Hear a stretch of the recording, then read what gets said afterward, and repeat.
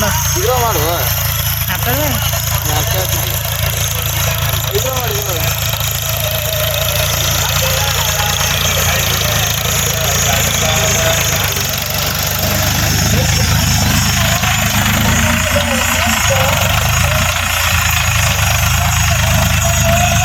ಅವ್ರಿಗೆ